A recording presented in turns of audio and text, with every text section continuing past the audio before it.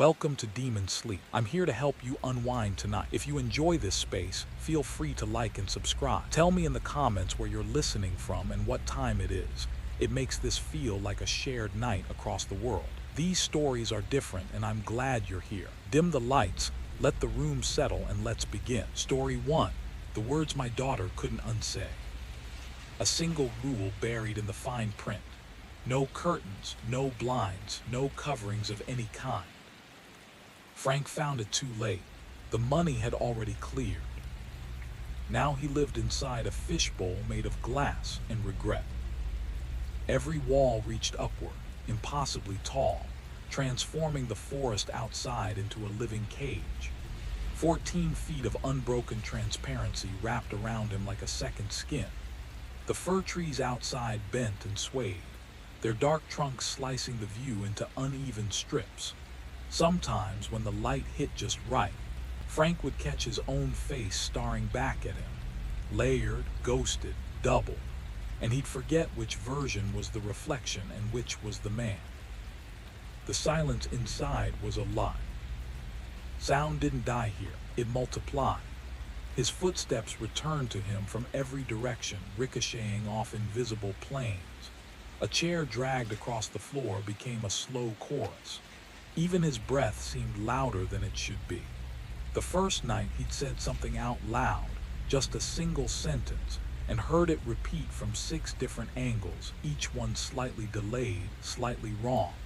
He hadn't spoken since. 3 miles separated him from the closest living soul. That distance wasn't an accident. A newspaper had published the comparison. 2 columns, side by side, his best-selling novel on the left, an obscure book from 1987 on the right. Word for word, comma for comma, even the typo matched. The king of American horror, they used to call him. Now they called him something else. His daughter arrived on a warm Friday afternoon, delivered like a package he hadn't ordered. The car door swung open, and Chloe stepped out, small and careful, dragging a suitcase that kept snagging on the frame. She was 7 now. He hadn't seen her since she was 5. The attorney didn't linger. Frank signed the papers on the hood while the engine ticked and cooled, and then the car pulled away, leaving him alone with a child who barely knew his name. Chloe didn't speak at first.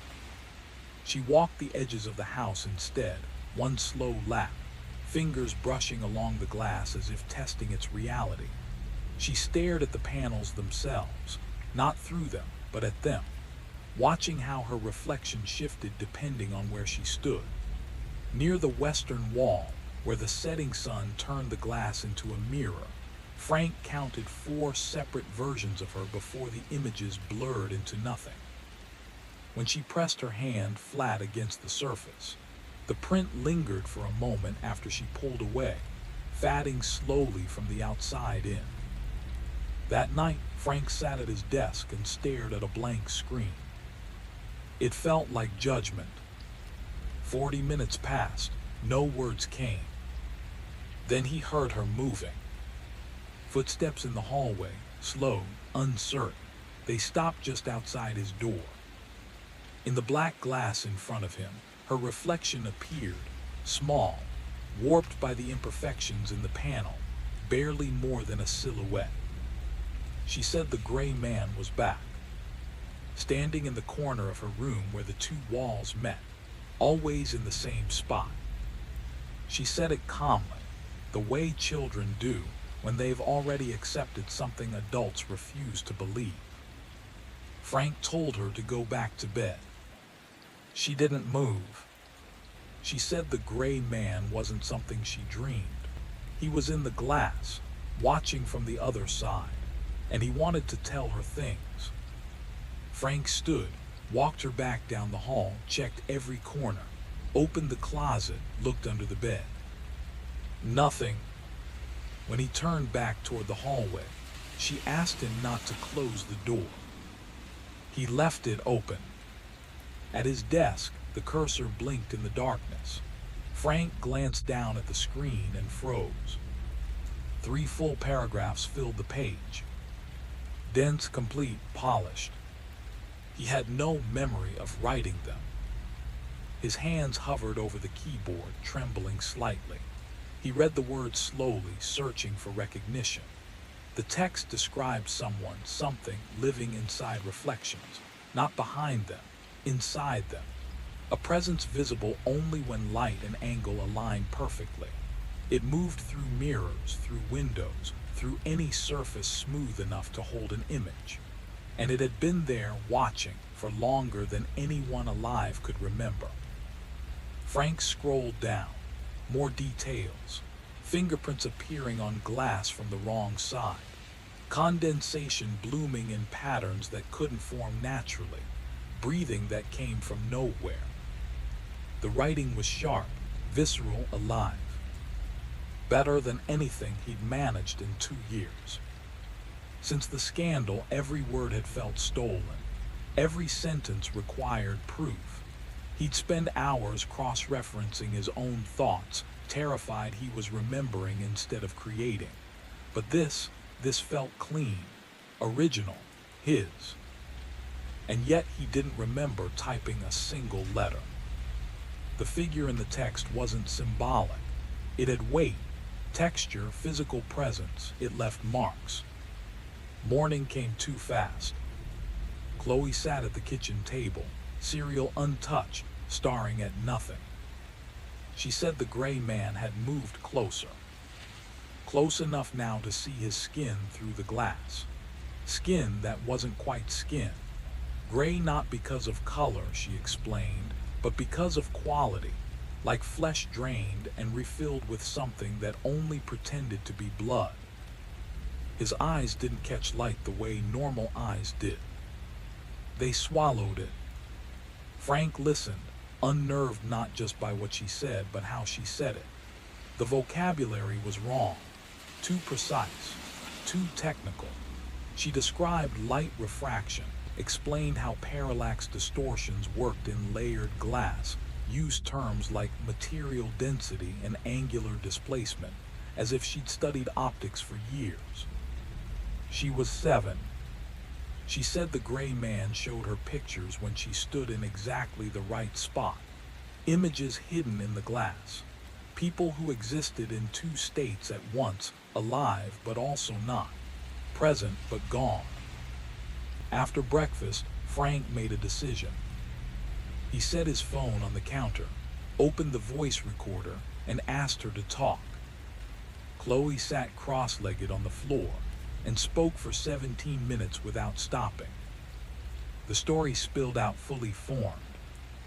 A man who collected people, not bodies people. He trapped them in clear resin, industrial-grade polymer that hardened around them while they were still conscious, still aware. Their faces froze mid-expression, terror, confusion, pleading. Whatever they'd felt in that final moment locked in place forever. He kept them in a room built entirely from the same material. Walls, floor, ceiling, all transparent resin embedded with human forms. You could see them from every angle, eyes tracking movement through the amber haze, though they'd lost the ability to move decades ago. Frank didn't interrupt, didn't ask questions. He just let the recording run. When he played it back later, her voice sounded smaller, younger, but the content didn't change. She described the smell of uncured resin, sharp, chemical, like caramelized sugar mixed with acetone. She explained how air pockets formed during the hardening process, creating bubbles that warped faces, made expressions seem to shift and breathe, even though nothing inside was moving anymore. Frank transcribed every word. By evening, he had the first chapter of something new, something powerful, something that might save him.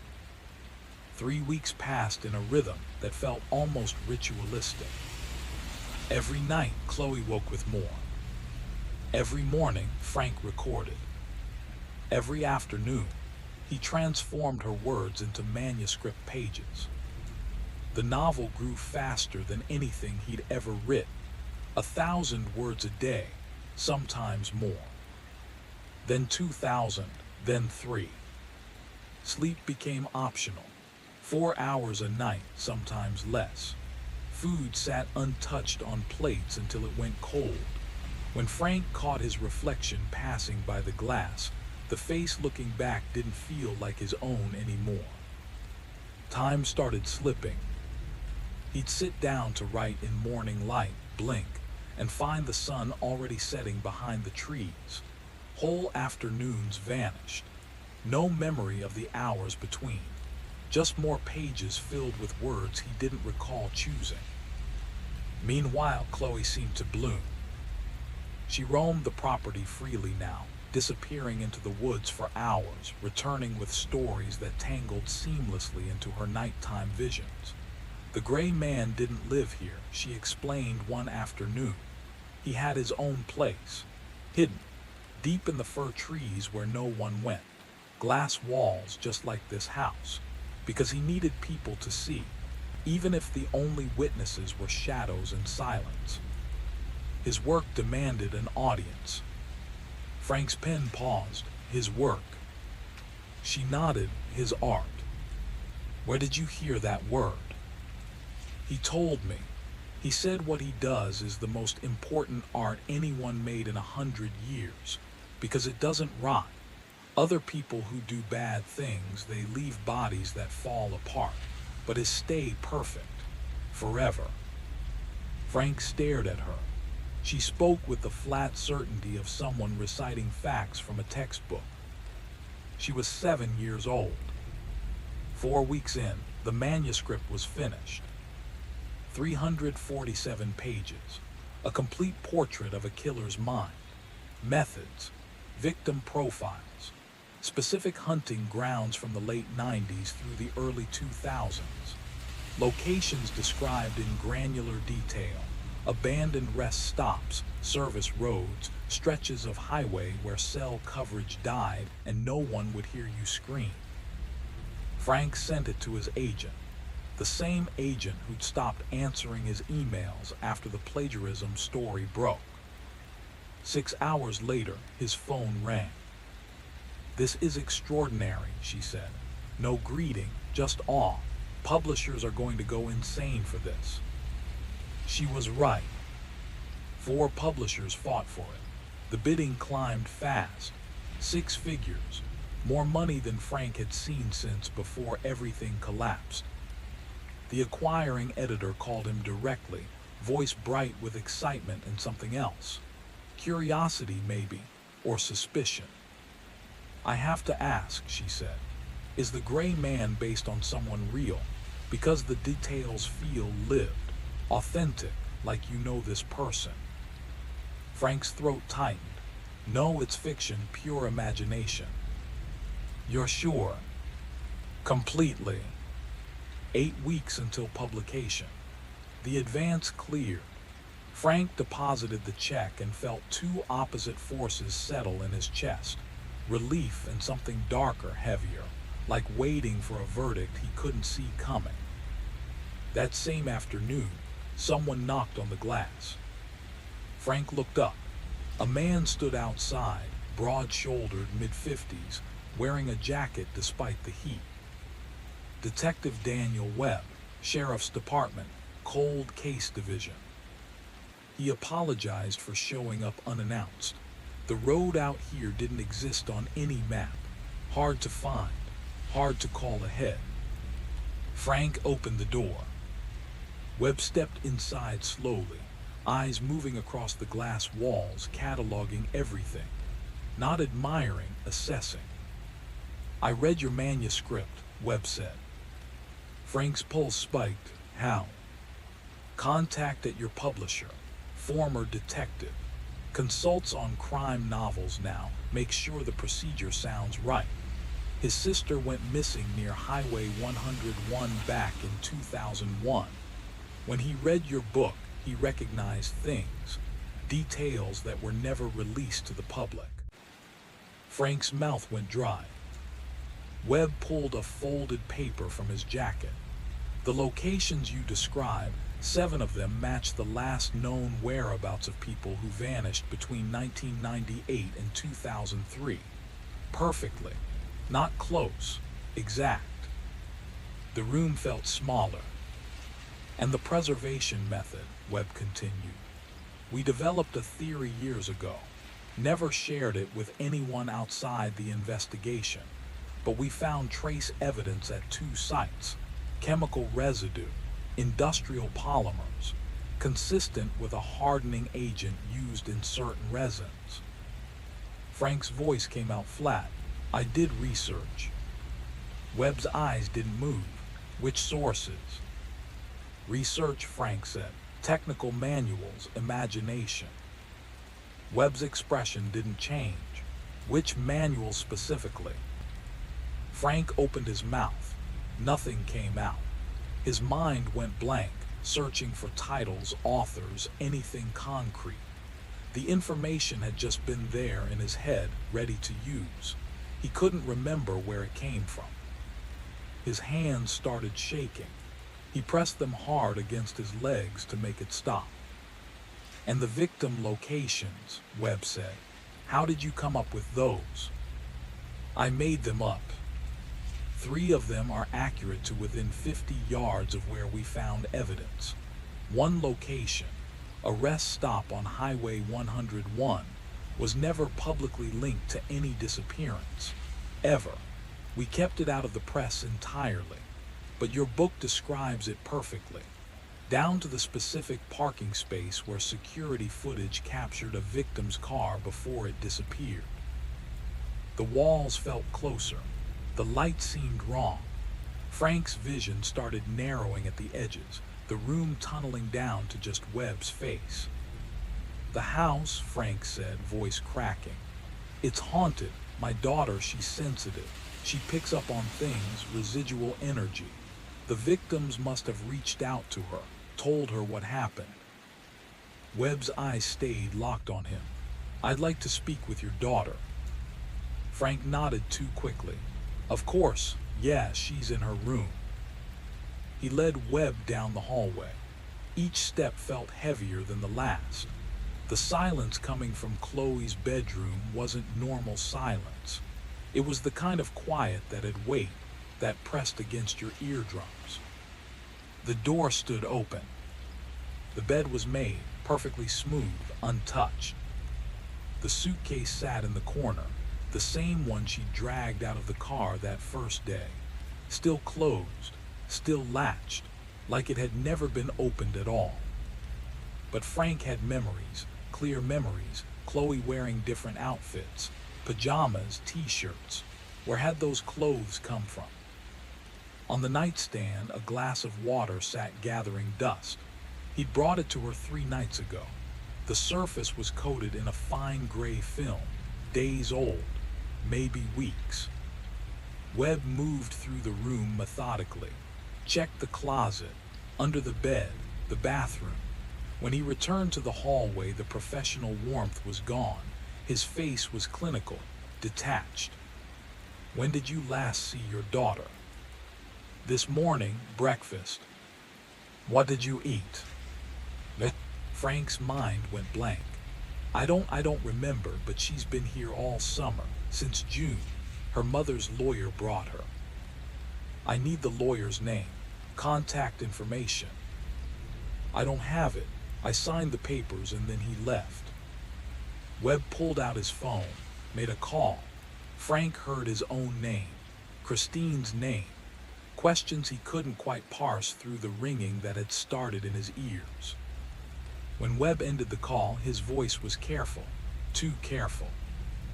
I just spoke with your ex-wife's attorney. There was no custody transfer.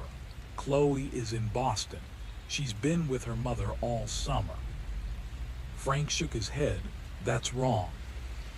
Christine was granted full custody after the plagiarism case.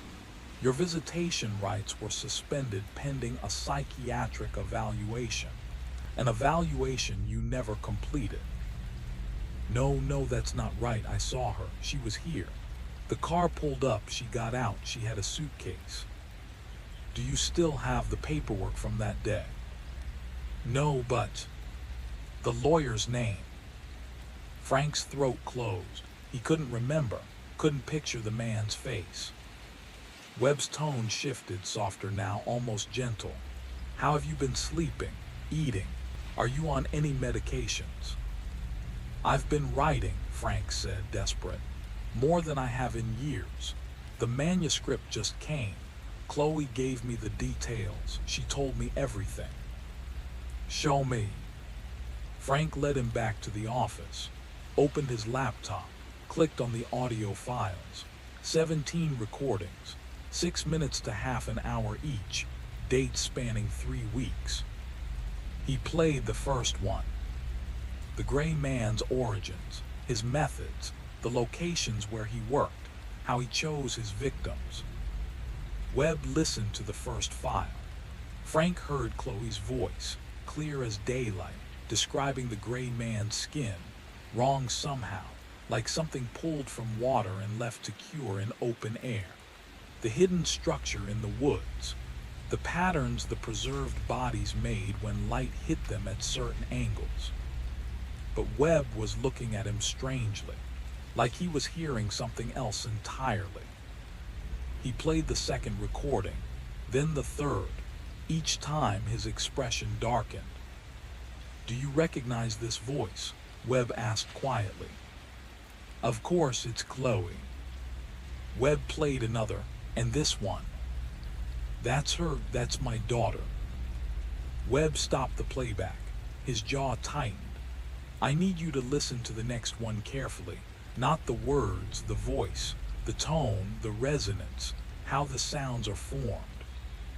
Frank hit play. Chloe's voice filled the room, describing the collection, chemical formulas for industrial resin, exact temperature ranges needed for curing, humidity tolerances during the preservation window, technical, precise, detailed. But something was wrong. The voice had depth, weight, a richness that shouldn't exist in a 7-year-old's throat. Frank replayed it, listened closer this time. The speaker talked about the gray man's philosophy, art created through violation, the beauty of permanence, the satisfaction of staring into a face locked in its final moment, eyes wide, mouth open, expression frozen between terror and understanding. The phrasing was too complex, the syntax too sophisticated, the vocal cords too mature. And beneath all of that, beneath the words and the cadence, there was something else, a flatness, an emotional void, like someone describing their own work with clinical detachment. Do you have a basement? Webb asked suddenly. Frank blinked. What? This house, does it have a basement? No, I don't have access. The rental agreement said the lower level was locked off. Who's your landlord? I don't know. We handled everything through email. Show me. Frank pulled up his inbox, scrolled back to June, found the thread, messages from rentalwa@gmail.com. Each one signed property manager, no name, no phone number, no physical address beyond the house itself. Webb made another call, spoke quickly, urgently. Frank caught fragments, emergency services, psychiatric evaluation, possible dissociative episode. When he hung up, his voice was gentle but firm. Help is on the way. You need to be evaluated. What are you talking about? The recordings. There's only one voice on them, not a child's voice. And your insistence that it belongs to your daughter suggests you're experiencing a dissociative state, something serious. No, you're wrong. Chloe was here. She is here. Frank tried to explain the ghost, the gray man, how he'd been using Chloe as a vessel, feeding information through her. But even as the words left his mouth, they sounded hollow, desperate. And then he heard it. Footsteps in the hallway. the familiar rhythm of small feet moving along the perimeter of the house, fingers trailing against glass. "She's here," Frank said. "Listen." Webb's face was carefully blank. "You hear that, right? She's walking. She does it every day, touches the windows." Webb didn't respond, didn't move, just watched Frank with the expression you'd give someone fragile, someone breaking. Frank stood, pointed toward the hall. "She's right there." Webb stepped between him and the door. "I can prove it," Frank said, voice rising. "Her room, the suitcase, her clothes, the handprints on the glass." "We already checked," Webb said quietly. "The room is empty." Outside, lights cut through the trees, red and blue, alternating, painting the glass walls in colors that looked like warning. Webb moved toward the front door. Frank stayed frozen by his chair, gripping the arms so hard his knuckles went bone white. 3 emergency responders came inside carrying equipment. They spoke to Webb in low voices Frank couldn't parse. Webb showed them his phone, played one of the recordings. Frank watched their faces shift, professional concern hardening into something else. Alarm, maybe pity. One of them approached Frank slowly, hands visible, movements careful. "We'd like you to come with us." Their positioning made it clear this wasn't a request. Frank stood, the room swayed, righted itself, swayed again. Someone caught his elbow. They guided him toward the door, gentle but firm. 10 feet from the ambulance, Frank wrenched himself free. He bolted back toward the house, shoving past Webb, ignoring the shouts behind him. The basement door, the one he'd noticed his first week here, the one he'd never thought to open. It was locked. Frank slammed his shoulder into it. Once, twice, the lock held. Webb appeared beside him, pry bar in hand. He wedged it into the gap, leaned his weight into it. Wood cracked, the frame splintered. The door swung inward. Stairs descended into a darkness that felt old, stale, air that hadn't moved in years. Webb went first, flashlight cutting through the black. Frank followed, legs unsteady, heart hammering against his ribs. The stairs ended in a space that stretched the full length of the house. Concrete floor, concrete walls, foundation that wasn't quite foundation. One wall was glass. The same glass as upstairs, floor to ceiling, transparent. But installed from the wrong side, from within the basement, creating a barrier you could approach from behind unseen. Behind the glass was a gap, narrow, maybe 3 feet deep, running parallel to the basement's outer edge. Webb's flashlight swept across it. A sleeping bag, food wrappers, a laptop glowing faintly in the dark, screensaver casting pale blue light across the narrow space. Recording equipment, speakers thin enough to slip into ventilation gaps. A microphone array sophisticated enough to capture every sound from the rooms above. Frank moved toward the glass wall. His reflection stared back, but wrong, layered. He could see himself. Behind himself, the basement, and behind the basement, impossibly, something else. The narrow space where someone could stand, invisible, watching everything. Webb knelt by the laptop, opened it, started scrolling. "Email correspondence," he said. "Rental agreements. Months of messages between you and someone calling themselves the property manager. The same emails, word for word, the ones in Frank's inbox." One of the responders called out from the far end of the space. Her flashlight focused downward. A voice recorder, professional grade, next to it printed pages. Frank's manuscript. The entire thing, every page, even though he'd never printed a single word. Someone had been reading it as he wrote. Pages covered in notes, margin comments, corrections made in red ink. Someone had been editing it, studying it with meticulous attention. Webb picked up the voice recorder, pressed play. The voice that came through the speaker wasn't Chloe's. It was deeper, rougher, damaged somehow, like vocal cords scraped raw and never properly healed. But the words were the same. The gray man's technique, chemical ratios, temperature curves, the exact steps needed to preserve tissue without discoloration, without bubbling, without any sign of decay. The description matched Frank's manuscript perfectly, not because he transcribed it well, but because this was the same voice, the source. Webb replayed it. Frank stood motionless, listening. The speaker explained victim selection, what he looked for, how he approached them, where he took them afterward.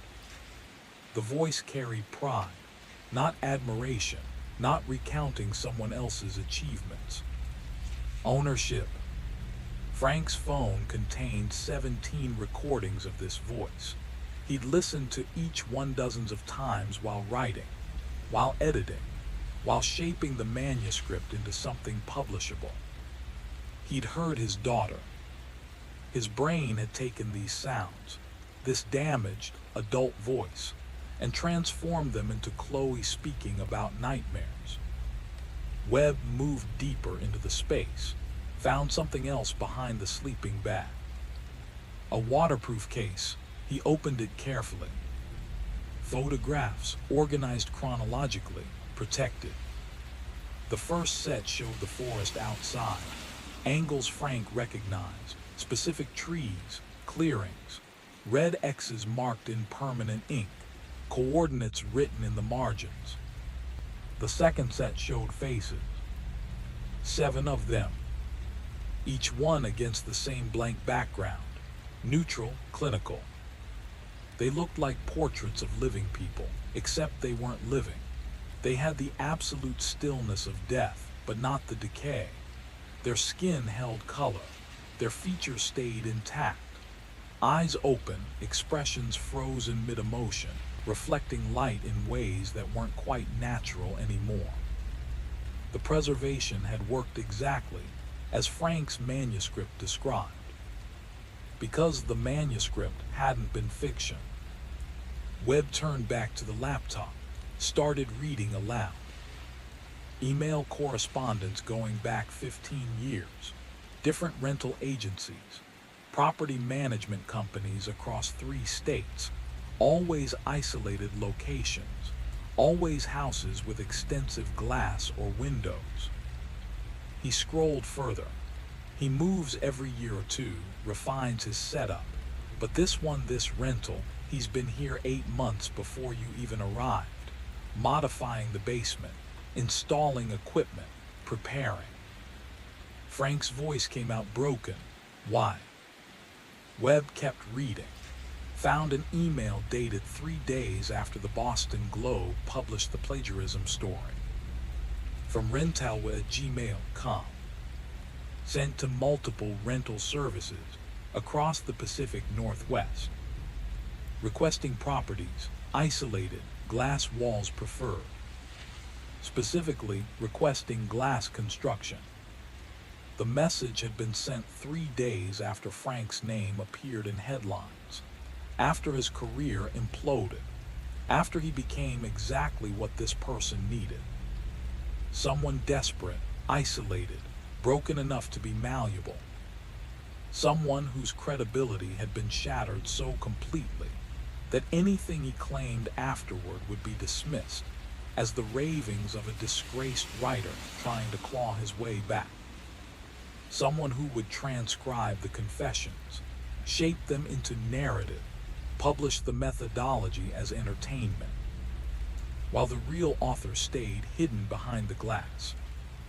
Webb's voice cut through the haze. We need to evacuate now. Secure the scene. More detectives are coming. FBI will probably take over. They climbed the stairs back into the house. Everything looked different now. Wrong. The glass walls weren't barriers.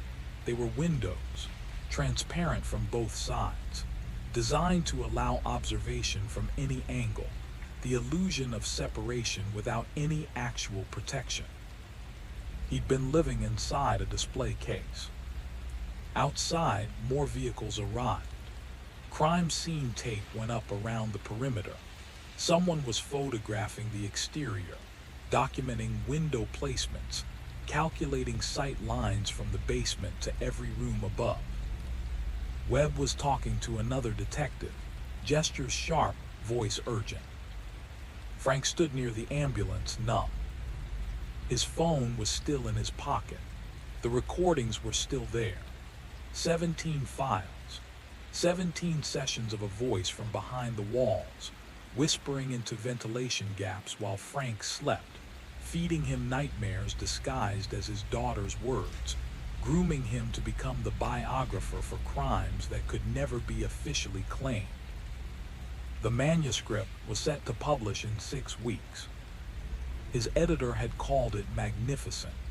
Early trade reviews were already circulating. Predictions of bestseller status, a career resurrection, redemption after disgrace. Readers would devour the gray man's story, analyze his methods, debate his philosophy, discuss the artistry of his violence. And they would do it believing it was fiction. None of them would know they were reading a confession. Frank pulled out his phone, opened the most recent recording, pressed play. The voice filled his ears, clear, steady, undamaged now that Frank could hear it properly. 8 minutes of technical precision, aesthetic justification, violation reframed as artistic vision. The speaker never hesitated, never expressed uncertainty or remorse. When it ended, Frank replayed it. This time, he didn't hear Chloe. He heard exactly what Webb had heard from the beginning.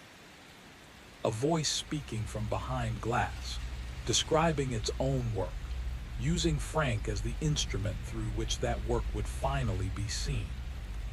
Finally be acknowledged, celebrated, understood as the art its creator believed it to be.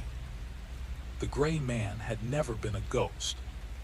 He'd been behind the glass the entire time, living in the walls, watching through surfaces that reflected and revealed in equal measure, speaking through vents that carried sound both ways, feeding Frank's desperation until it became the perfect vehicle for his story. Chloe had never been in the house. Frank had needed her there, had conjured her from isolation and crushing guilt, from the specific madness of a man destroyed for stealing another's words, now being offered salvation through dictation. His daughter was safe in Boston, protected by custody orders. Frank had been too shattered to fight.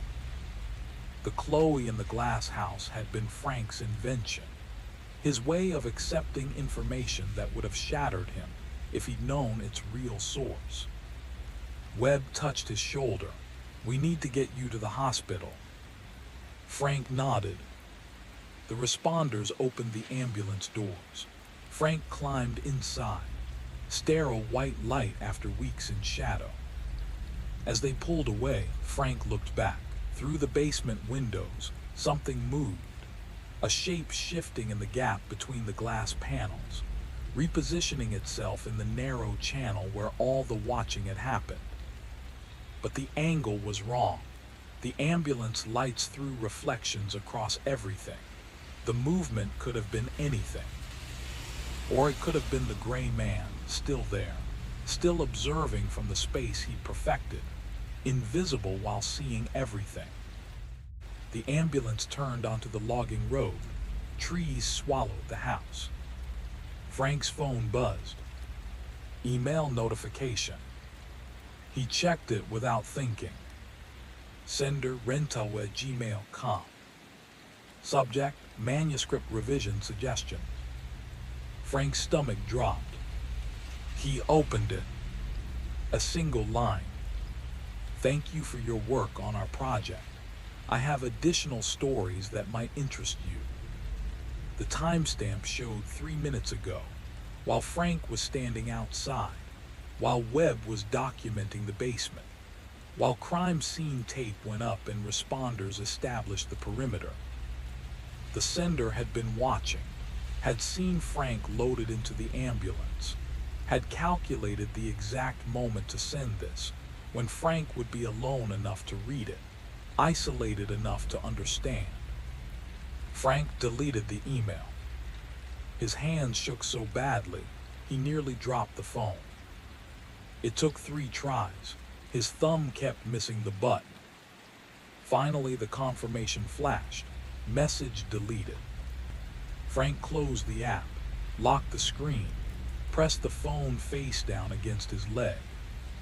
But the voice kept playing in his head. Every word, every technical detail, every philosophy of violation reframed as beauty. The transfer was complete, from the space behind the walls into the space behind Frank's eyes. The manuscript existed.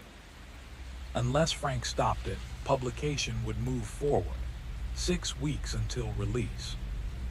And stopping it meant explaining that none of it was fiction, that the research never happened, that he'd been an unwitting transcriber for something real. The ambulance paused at a red light. In the windshield, Frank's face reflected back at him, ghosted over the darkening trees beyond. The 2 images overlapped his features, the forest, occupying the same impossible space. And in that overlap, for just a moment, he saw something else. A third shape, fainter, positioned at the precise angle where glass catches reflections from the side. The light turned green. The ambulance lurched forward. The image vanished. Frank closed his eyes, but the afterimage stayed burned into his vision. A figure standing among trees that only existed in glass, watching from an angle that shouldn't allow sight. Patient, certain the stories would be told exactly as dictated. The psychiatric evaluation lasted 6 hours. Questions about sleep patterns, substance use, family history, trauma. Frank described everything. His arrival at the house, Chloe's presence, the stories she told, the recordings he made. The psychiatrist listened without interrupting, took careful notes. Then she asked Frank to play one of the recordings again. He selected Gray Man Origins, hit play. The voice was unmistakably adult, male, deep, damaged. Not a child, not even close. It described experimentation, early failures due to improper temperature regulation, adjustments made over years, perfection achieved through repetition. The diagnosis came in clinical language: dissociative episode, stress-induced psychosis, acute trauma response. The psychiatrist recommended inpatient care. Frank agreed without hesitation. They gave him a room with windows that didn't open, glass treated to resist shattering. The view looked onto a courtyard, maintained grass, geometric shrubs, everything ordered and controlled. Frank stood at the window for over an hour, studying the glass, checking for warping, watching where his reflection appeared, verifying it matched basic physics. The glass was ordinary. His reflection showed up exactly where it should. No hidden depths, no impossible angles, no spaces between. His phone had been taken during intake, standard protocol, personal items held until discharge. Frank wondered if the nurse who processed his belongings would turn it on, if she'd see the notification light blinking, if more emails would arrive while the phone sat in a locked drawer, messages accumulating unread. On his 3rd day, a detective visited. Not Webb, someone new, younger, less careful with her expressions. She said they'd found evidence in the basement matching 4 of the 7 victims. Trace DNA, fabric fibers, dental fragments in the concrete. The structure in the woods, the one Chloe had described, didn't exist. They'd searched the entire property, brought dogs, used ground-penetrating radar. Nothing. But the laptop contained blueprints, plans for a building that hadn't been constructed yet, detailed architectural drawings, material lists, every specification needed. The gray man had been planning, preparing, waiting for the right moment. The detective asked about the manuscript. Frank's publisher had been contacted. They were evaluating options. Legal was involved. The advance might need to be returned. But the detective said something else, something that made Frank's throat close. Early reader copies had already shipped. Advanced reviews were live. The book was generating significant pre-release buzz. Even if the publisher pulled it now, the content was already circulating, shared, discussed, analyzed. The confession had escaped. On his 7th night, Frank woke to tapping, soft, rhythmic, against glass. He sat up. The courtyard was dark, no motion sensor lights, no movement in the shadows. The tapping continued. Frank approached the window, pressed his face close to the glass, scanned the courtyard below. Empty. The tapping came again, closer this time. Not from outside, from behind. Frank turned slowly. His reflection stared back from the darkened bathroom mirror. The door had been left slightly open, just enough to catch the light from the courtyard, just enough to create a surface. In the mirror, his reflection stood exactly where he stood. But the angle was wrong. Frank stepped to the left. The reflection moved with him, but the positioning was off by inches. The shadow fell in the wrong direction. He closed the bathroom door. The tapping stopped. Frank didn't sleep the rest of the night.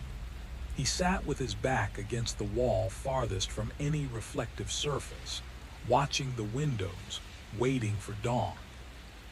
When the nurse came for morning rounds, Frank asked if the glass in his room was standard or treated. She said treated, laminated safety glass, required for all patient rooms. 2 layers, Frank asked. Yes, with a polymer film between them. Frank nodded, said nothing more. But he understood. A gap, narrow, between 2 planes of glass, invisible unless you knew to look for it. Wide enough for someone patient. Someone who perfected the art of living in spaces no one thought to check. 3 weeks later, Frank was discharged. His phone was returned in a sealed envelope. He turned it on in the hospital parking lot. 47 unread emails. The first was from his publisher. Publication canceled. Advance to be repaid. Contract terminated. The second was from his agent. She was dropping him as a client, effective immediately. The third through 46th were automated notifications, social media mentions, news alerts, his name trending. Someone had leaked the manuscript, the full text posted online. It was everywhere. The 47th email had no subject line. Sender rental@gmail.com. Frank's finger hovered over it. He didn't open it. Instead, he walked to the nearest trash can and dropped the phone inside. Heard it hit the bottom with a hollow thunk. Walked away without looking back. 6 months later, Frank lived in a studio apartment with no windows. Walls painted flat white, no mirrors, no glass, no reflective surfaces of any kind.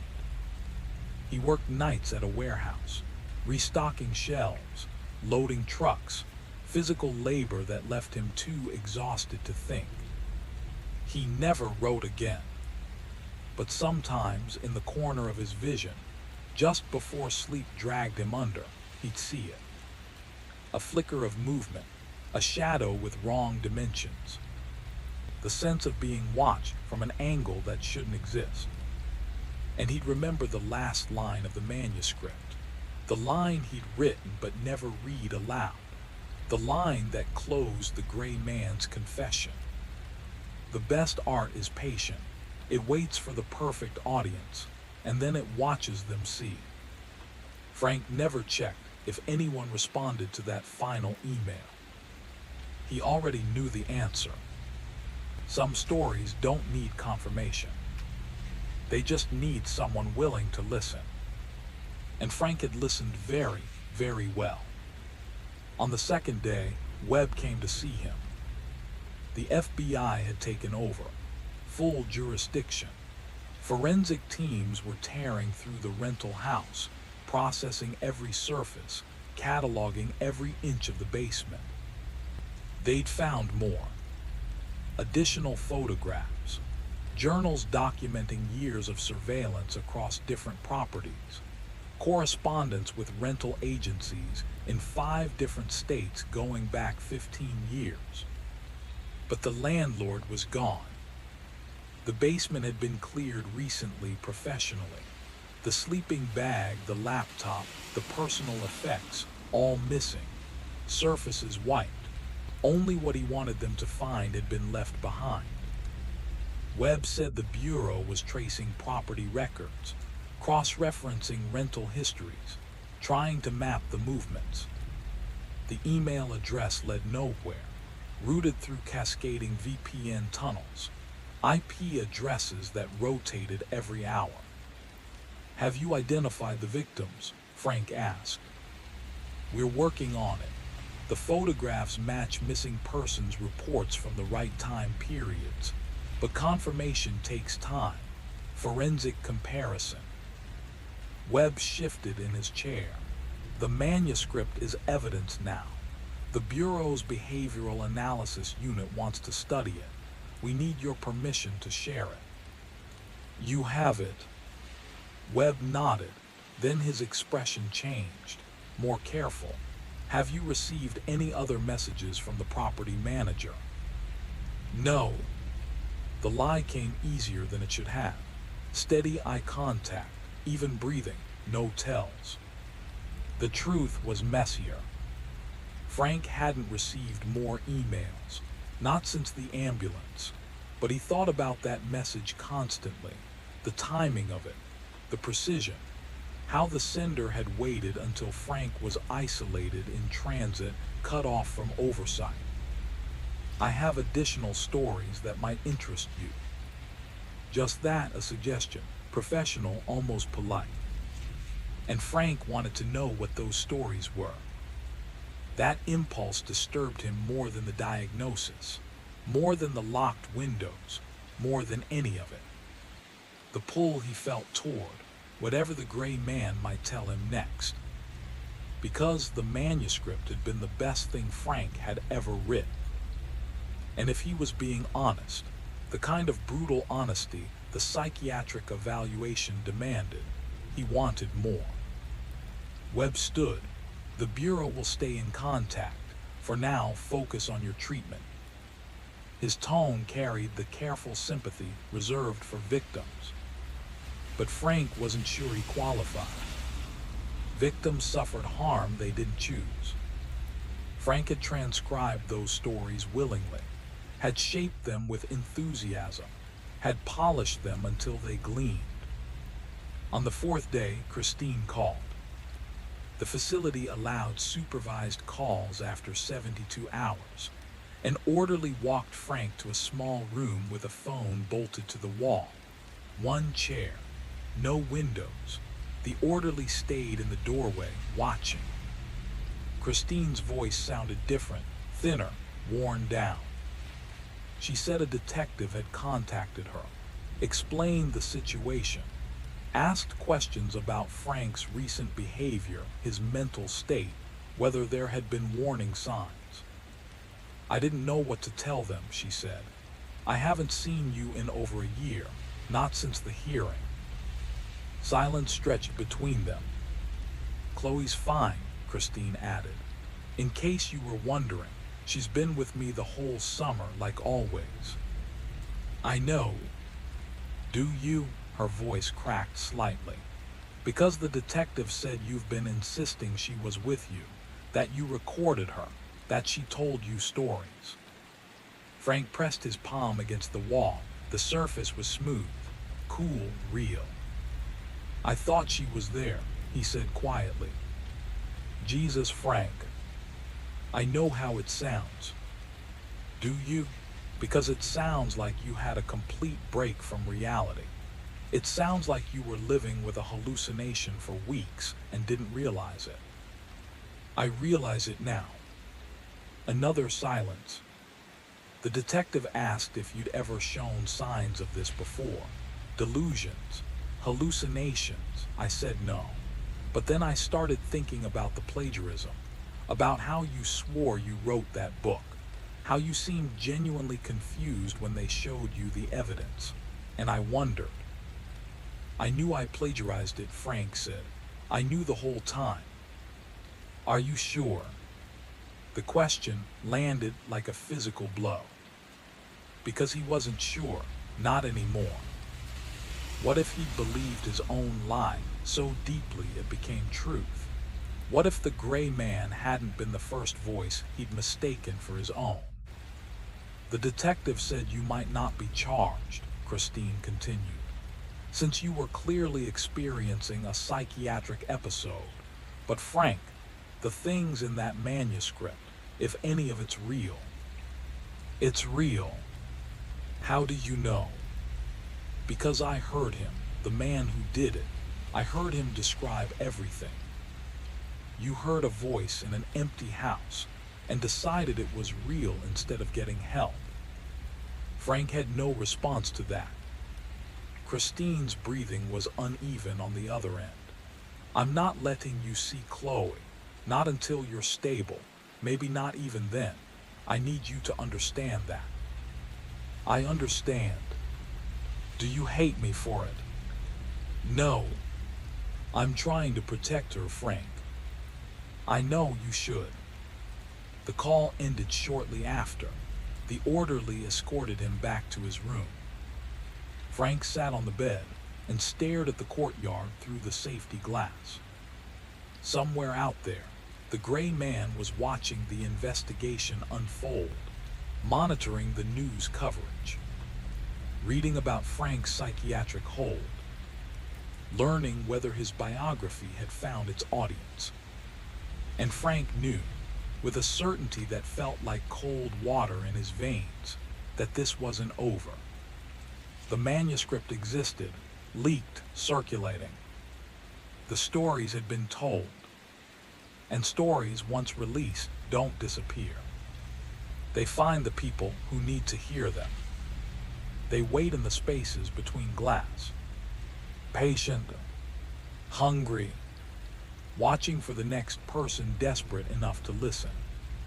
She told the detective everything, that she hadn't spoken to Frank in 8 months, that all communication since the divorce went through lawyers, that custody had been finalized, that Frank had been ordered to complete a psychiatric evaluation and never did, that she'd made the only choice she could, protecting Chloe from a father who was unraveling. Frank said he was sorry. Christine didn't acknowledge it. Are you getting treatment? She asked. The question had the hollow formality of someone checking a box. Obligation, not concern. Yes. Silence filled the line. Chloe asked about you, Christine said finally. Frank's breath caught. She saw something on the news, recognized your name, references to your writing. She asked if you were in trouble. What did you tell her? That you were sick, that you're getting better. Can I talk to her? No. Immediate, final. No room for negotiation. She doesn't need more confusion, Frank. Your voice in her life, even just your voice, would undo years of stability. I can't let that happen. I understand. I need to go. Christine. The line went dead before he could finish. On the seventh day, his publisher called. Miranda Miller, senior editor at Clearwater Press. Her voice carried the kind of carefully modulated enthusiasm reserved for authors in crisis. The manuscript was still on track for publication. Their legal team had reviewed everything. Frank's psychiatric situation didn't void the contract. The work was complete, the rights were secured, and the early advance reviews were phenomenal. There have been complications, obviously, Miranda said. The FBI contacted our legal department. They wanted access to your editorial correspondence, research notes, source materials. We cooperated fully. And they found nothing beyond what you'd already disclosed. No additional sources, no hidden research, which honestly just makes the whole thing more intriguing. Frank's grip tightened on the phone. The Bureau's involvement has generated significant attention, Miranda continued. Trade publications are covering it. Mainstream media picked it up. There's speculation you have actual knowledge of unsolved crimes. Others think the similarities are coincidental. A few people insist the whole thing is an elaborate marketing stunt. She paused. Frank could hear the smile in her voice. The controversy is driving pre-orders through the roof. We're projecting a debut at #1 on every major list. We've had 3 film rights inquiries in the past week alone. Your agent is fielding offers. Frank's stomach turned. Have you read the manuscript recently? He asked. I've read it dozens of times, through every round of editing. Did you notice anything unusual about it? Frank, the entire manuscript is unusual. That's what makes it brilliant. The level of detail, the psychological depth. It feels like it came from somewhere beyond normal imagination. What if it did? Miranda laughed, nervous, uncertain if he was joking. That's the magic of fiction, isn't it? Making people believe something that isn't real. But it was real. And Miranda was about to send it into the world. Print it, distribute it, put it in the hands of thousands of readers who would consume every word, study every technique, absorb every philosophy of violation reframed as art. The gray man's confession, packaged as entertainment. His methodology taught his craft. Miranda, Frank said slowly, what if I want to pull it? Silence. Pull it? Frank, we're 6 weeks from publication. We have a marketing campaign in motion. Advance copies have shipped. Contracts have been signed. You'd be liable for the full advance plus damages. We're talking hundreds of thousands of dollars. I don't care. Frank, her voice shifted, harder now. You're not thinking clearly. This book is going to restore your career. Everything you lost after the plagiarism scandal, this gets it back. You'll be bigger than before. At what cost? I don't understand. The stories in that manuscript, what if they're not mine? Then whose are they? Frank opened his mouth, closed it. What could he possibly say that wouldn't sound insane? They belong to a man who lives in walls and watches through glass, and uses people like me to speak for him. Never mind, he said. Frank, I need you to trust me. This book is extraordinary. Let it do what it's meant to do. After she hung up, Frank sat in the silence of his room. The manuscript existed beyond his control now.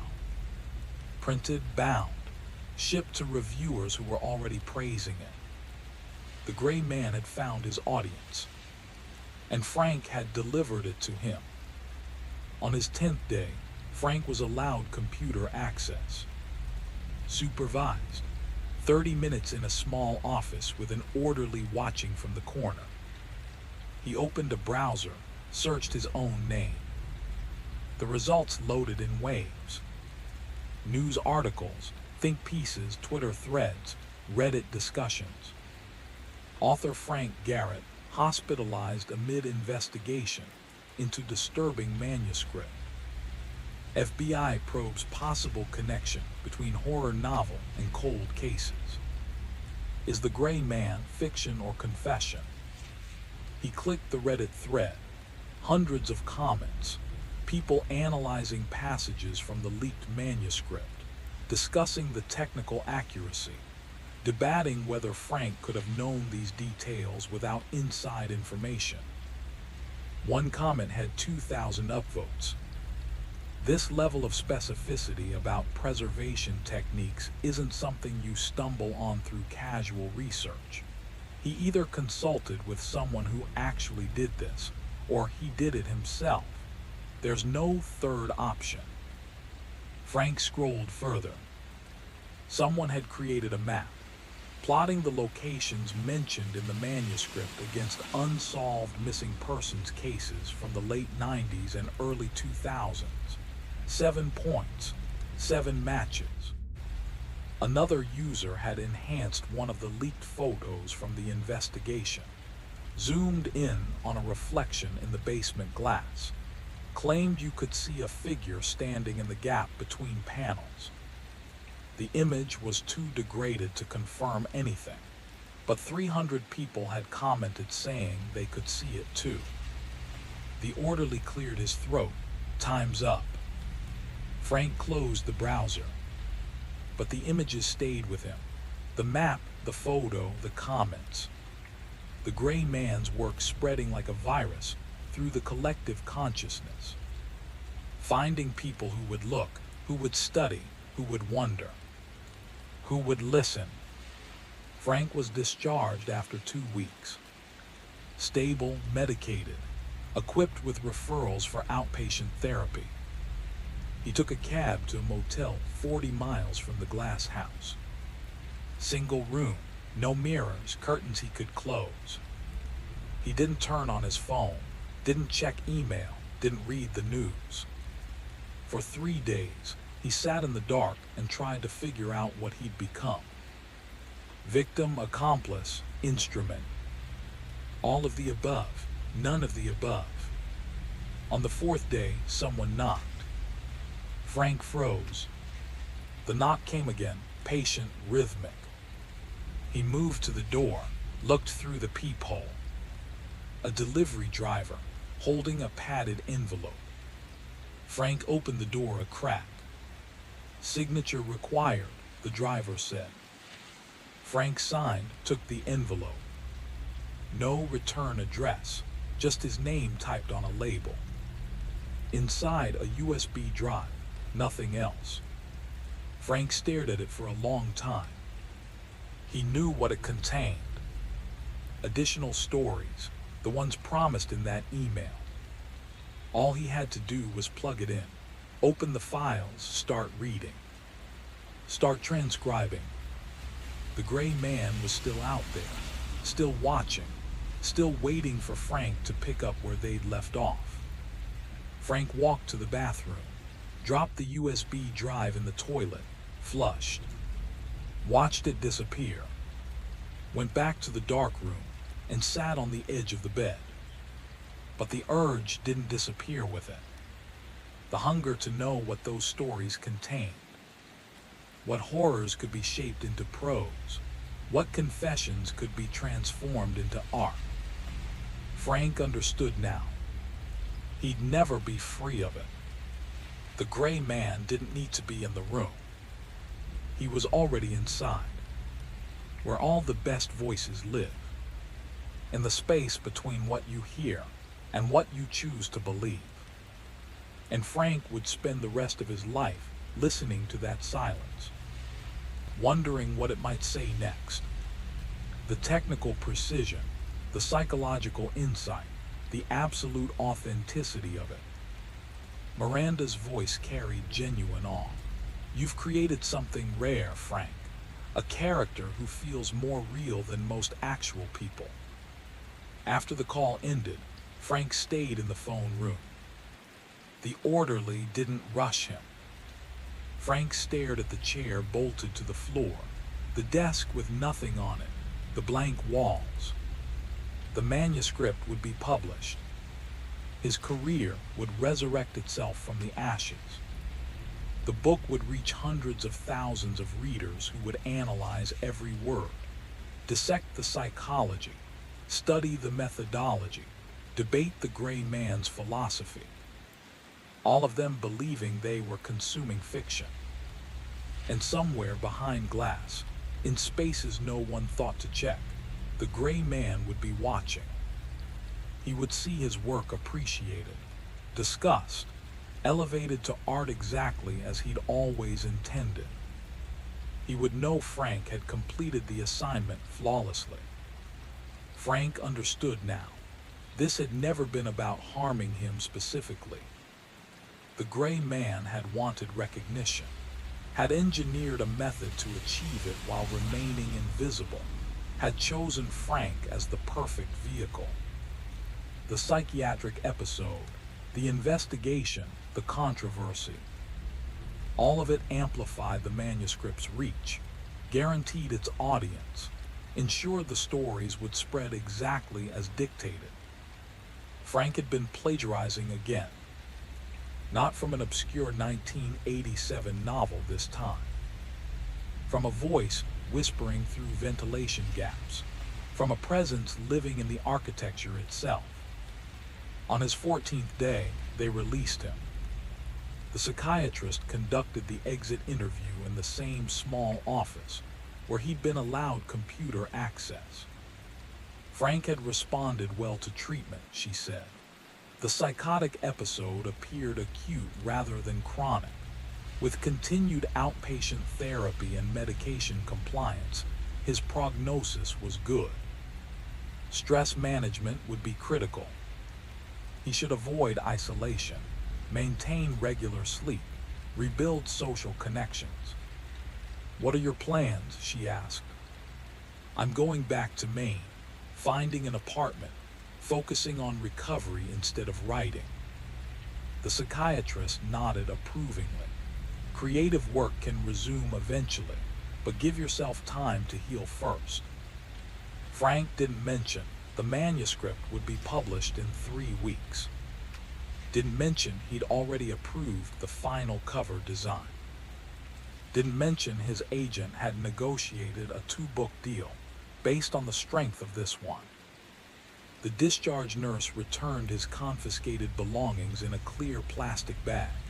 Phone, wallet, keys to a house he'd never returned to. Frank signed for each item, confirmed the inventory. The phone was dead. He pocketed it without trying to turn it on. A taxi waited outside. Frank had arranged short-term furnished housing in Portland. Something temporary while he figured out what came next. The orderly walked him to the door, handed him the discharge paperwork, wished him well. The door closed behind him with a soft click. The taxi driver glanced at him in the rearview mirror, visiting someone. Yes. They drove in silence. Through residential neighborhoods, past houses with lit windows showing families at dinner tables, children bent over homework, normal lives happening in normal rooms with normal glass that only reflected what it should. The orderly had been kind. The psychiatrist had been thorough. The facility had done everything right. But none of them understood. Frank wasn't cured. He was complicit. There's a difference between healing from trauma and learning to live with what you've done. The manuscript existed. The publication date was set. The marketing campaign was in motion. In 3 weeks, the gray man's confession would sit on shelves in every bookstore in America, packaged as thriller, marketed as horror, consumed as entertainment. And Frank's name would be on the cover, not as transcriber, not as accomplice, as author.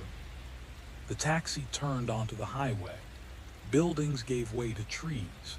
Frank watched them blur past the window, dark shapes against darker sky. Somewhere in a forest he'd never returned to, the gray man was preparing for the next phase. Finding the next property, installing the next observation post, waiting for the next desperate writer who needed salvation badly enough to hear voices and call them inspiration. The cycle would continue. It always did. Because the best parasites don't kill their hosts. They just make them grateful for the infection. The furnished apartment was exactly what Frank expected. Beige walls, generic furniture, windows that faced a parking lot. He set his bag down, stood in the center of the empty room, pulled out his phone, plugged it in, watched the screen light up as it charged.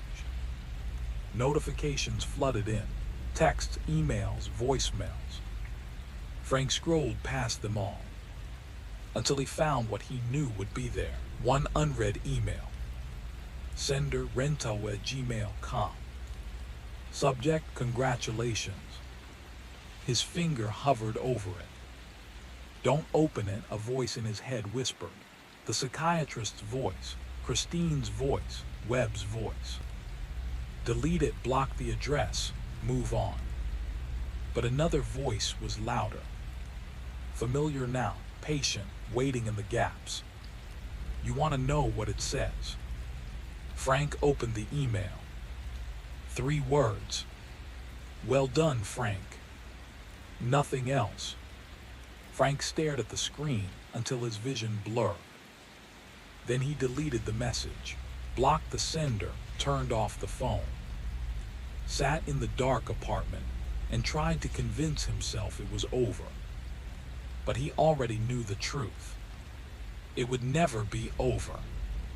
The manuscript was out there, his name attached to it, the gray man's voice living inside every copy, waiting to be heard by the right kind of listener. Someone desperate enough, broken enough, hungry enough. And when that person finished reading, when they closed the book and sat in the silence afterward, maybe they'd hear it too. A whisper, faint, promising. I have more stories, if you're willing to listen. Frank closed his eyes, and in the darkness behind them, he could already hear the tapping starting again. Soft, rhythmic, patient, waiting for him to answer. The new place made the glass house feel like a cathedral by comparison. Cramped, dark, windows that faced nothing but brick, a neighboring building so close Frank could have reached out and touched it if the glass opened, which it didn't. He paid the driver, carried his single bag up 3 flights of stairs that smelled like bleach and old carpet, unlocked the door. Inside, the furniture had that anonymous quality of things chosen for one reason only. They wouldn't break. Beige couch, particle board table, bed frame that creaked when he sat on it to test the springs. Frank plugged in his phone to charge. While it powered up, he unpacked. The ritual of it steadied him. Clothes folded into drawers, toiletries lined up in the bathroom, medication bottles arranged on the nightstand in the order he'd take them, creating order where there was none. The phone chimed, fully charged. He picked it up, watched the lock screen flood with notifications. 17 new emails. Frank scrolled through them mechanically. Updates from Miranda about publicity schedules. Notes from his agent about contract negotiations. Automated notifications confirming royalty deposits hitting his account. Near the bottom, received 9 days ago, while he'd been locked inside the facility, was a message from rentawa@gmail.com. Subject line: additional material for your consideration. Frank's pulse kicked up. He opened it. The body of the email was empty. No text, no explanation. Just an attachment. Audio file, MP3 format, 20 minutes 18 seconds. The file name Story 2, MP3. Frank's hand tightened around the phone. He checked his download folder, scrolled through the files. There, Story 1, MP3. Downloaded automatically. Timestamp showed it had arrived minutes before his phone was confiscated at intake. He'd received it, never listened, never acknowledged, never responded. And the gray man had sent the second one anyway. Frank sat on the edge of the bed, pulled his earbuds from his bag, plugged them in with fingers that weren't entirely steady. He should delete both files, block the address again, call web. Instead, he opened Story 1. Pressed play. The voice filled his ears immediately. The same damaged vocal cords, the same clinical detachment, the same underlying current of pride. But the content was different. This wasn't about the gray man. This was about someone else entirely. A different killer, different methods, different region, different era. The voice described this person's work with the same meticulous detail. How they selected targets, how they approached them, how they killed them, how they disposed of the evidence. Too specific to be speculation. Too accurate to be imagination. This individual operated throughout the Midwest during the 1980s, the voice said, steady and sure. Perfected a technique that made disappearances look like voluntary departures, forged goodbye notes, staged evidence in the victims' homes, manipulated their social circles into believing they'd simply chosen to leave, start fresh somewhere new. Frank's breathing had gone shallow. The work demonstrated a level of artistry comparable to my own achievements, the voice continued. Perhaps even superior in certain aspects. The psychological manipulation required, the patience, the attention to theatrical detail. A pause then. But this individual never received recognition. Their work was dismissed, overlooked, forgotten. The recording ended. Frank sat in the dimness of the apartment, earbuds still in, heart pounding against his ribs. He understood what was being offered now. Not just the gray man's confession. A catalog, a comprehensive history of American murder, described with insider knowledge, organized by technique and geography and time period. The gray man wasn't just documenting his own work. He was documenting all of it. Everyone he knew, everyone he'd studied, everyone whose artistry he admired. And he wanted Frank to write it all down. Frank pulled the earbuds out, dropped the phone on the bed like it had burned him. The FBI had listened to this. They'd processed his phone during intake, standard protocol. They would have found these files, heard what they contained, and they'd left them there anyway. Frank stood, paced to the window, stared at the brick wall 3 feet away. Why would they leave the files on his phone? Unless they wanted him to listen. Unless they wanted to see what he'd do next. He was bait now. Live bait, walking around with a target painted on his back, waiting to see if the gray man would make contact again. And if Frank responded, if he engaged with this material in any way, they'd know. They'd be watching, recording, building their case. Frank turned back to the phone on the bed. Story 2 was still unopened. 20 minutes of content he hadn't heard yet. Another killer, another set of techniques, another confession packaged as admiration. All of it waiting. His fingers itched to press play. To know what was in that file, what methods were described, what era, what region, how the pieces fit together into the larger pattern the gray man was revealing. The manuscript for his published book had been extraordinary. What could he create with an entire catalog? Frank's hands were shaking.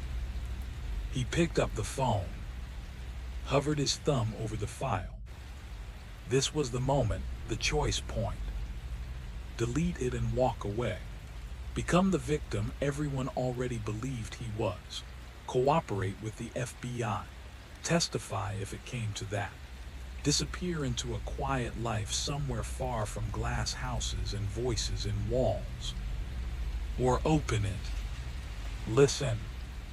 Let the gray man's voice back into his head, where it had already made a home. Frank closed his eyes.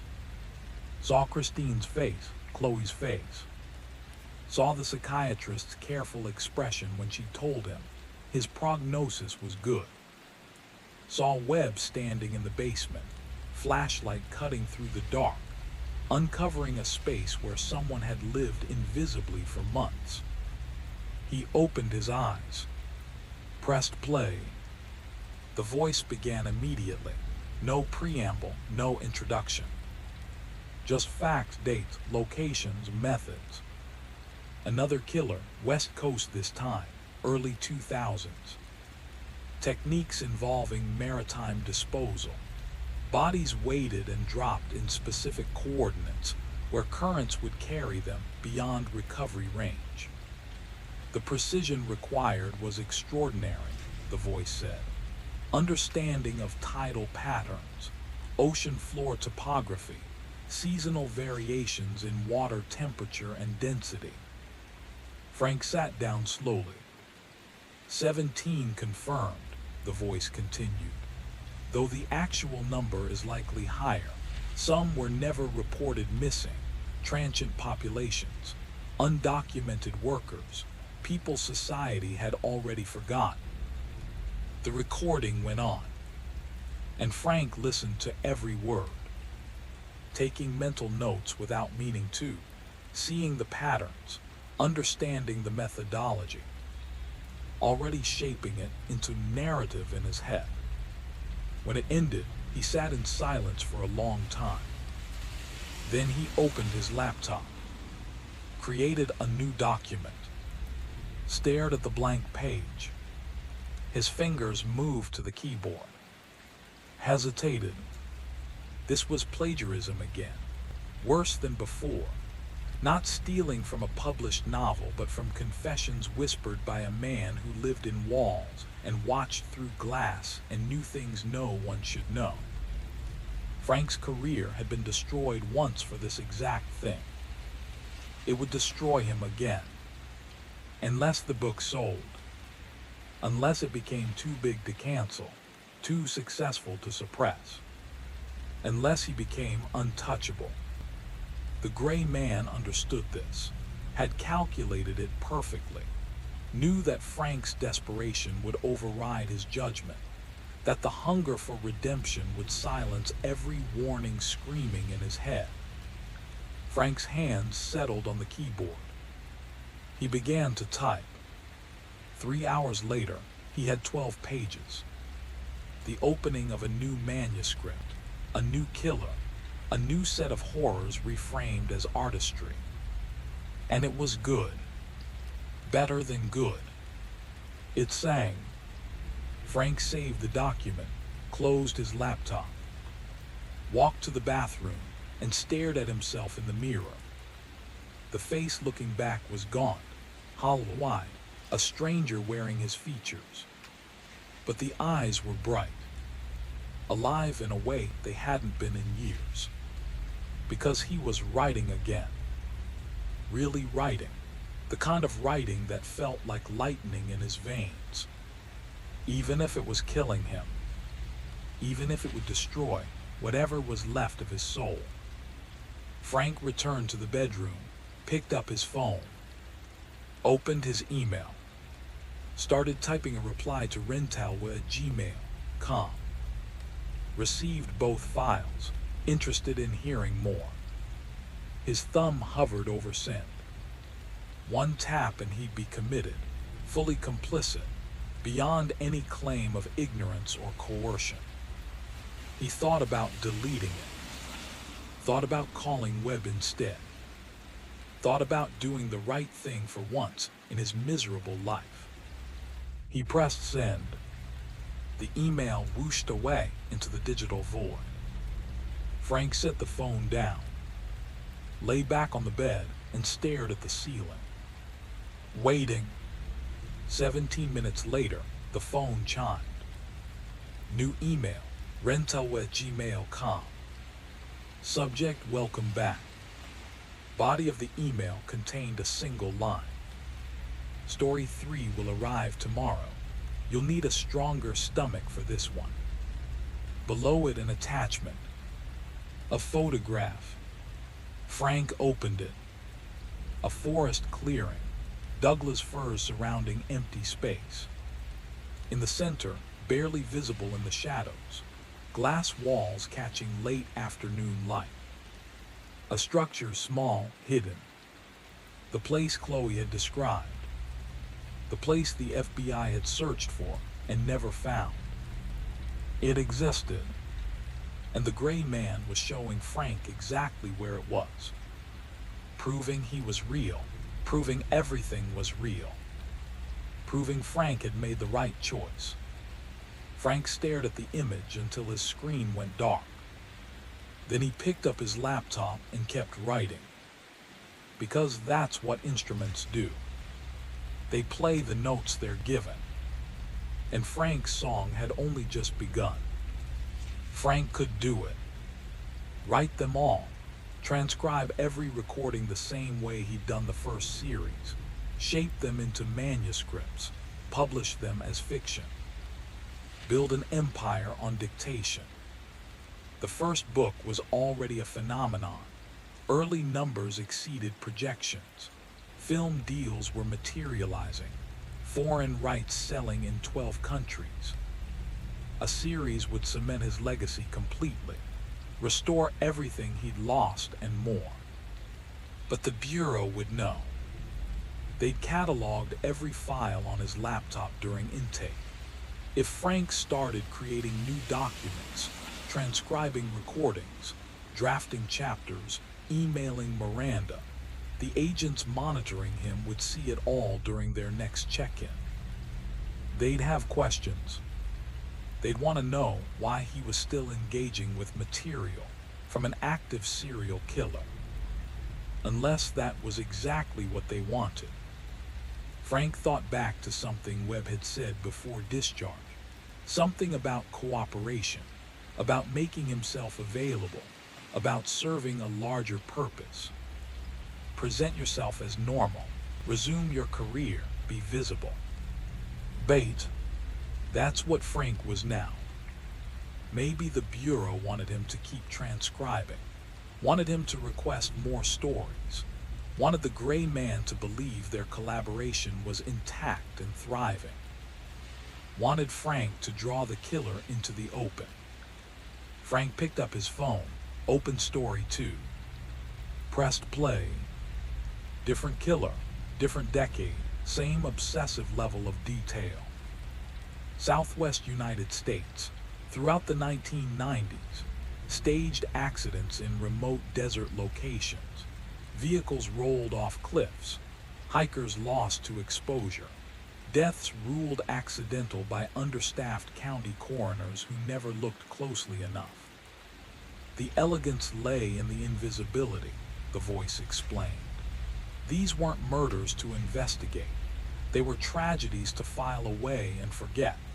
No one searches for patterns when each death appears random and inevitable.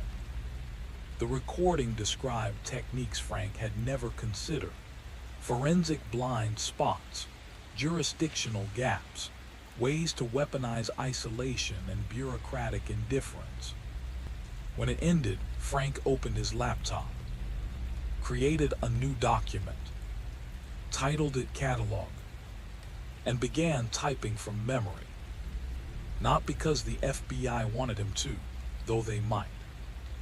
Not because Miranda was waiting for material, though she was. But because Frank wanted to. Because the work felt vital, alive, important in ways he couldn't fully articulate. Because he could produce books faster than publishers could print them. Because he could achieve a level of success that would make his previous career look like a warm-up act. By 3 a.m., the first chapter was complete. By dawn, he had 3. The prose flowed like water, no hesitation, no second guessing. The voice in the recordings translated seamlessly into narrative. All Frank had to do was shape it, give it structure, make it breathe. At 7 a.m., his phone rang. Miranda. He let it ring twice before answering. Frank, I'm so glad you picked up. How are you feeling? Ready to talk about publicity? I'm ready. That's wonderful, but I need to be honest. The schedule is aggressive. Press interviews, podcasts, television appearances. The attention is going to be intense. Are you sure you're up for? I'm writing another book. Silence on the other end. When Miranda spoke again, her voice had changed. Sharper, more alert. You're already working on something new. A series, different cases, different killers, organized thematically. I'm calling it Catalog. Frank, she breathed the word like a prayer. When can I read it? End of the week. End of Frank, that's 4 days. I work fast now. He ended the call, set the phone aside, returned to the laptop. His fingers moved across the keys, like they'd been waiting their whole life for this moment. By evening, both stories were transcribed, shaped, polished. By midnight, they were publication ready. By dawn of his 5th day in the apartment, 5th day of freedom, 5th day of complicity, he'd emailed 2 complete chapters to Miranda with a note. I can sustain this pace indefinitely. How many do you want? Miranda's response came 53 minutes later. The material is extraordinary. Clearwater wants to move immediately. I'm bringing this to acquisitions today. Don't stop writing. Whatever you're tapping into, keep going. Frank stared at the message. Whatever you're tapping into. If she only knew. He closed the email, opened his manuscript, kept writing. Because that's what he was now. Not an author, not an artist. A channel, a conduit, a hollow space where other voices could speak. And the voices had so much more to say. By the end of week 1, Frank had completed 5 chapters. By week 2, the full manuscript was done. 90,000 words, 12 different killers, spanning 4 decades and 14 states. Each story told with the same clinical precision, the same appreciation for methodology, the same reframing of horror as craft. Miranda called it a masterpiece. Clearwater offered a 7-figure advance for the series, 3 books guaranteed, option for more if sales justify. Frank's agent called it the deal of the decade. The FBI said nothing, but Frank knew they were watching, monitoring his emails, tracking his downloads, building their case one keystroke at a time. He didn't care anymore. The work had consumed him completely. He barely slept, ate only when hunger became physically painful, stopped showering until the smell of his own body drove him to the bathroom. The apartment had transformed into a workspace, papers everywhere, notes pinned to walls, timeline maps spread across every surface.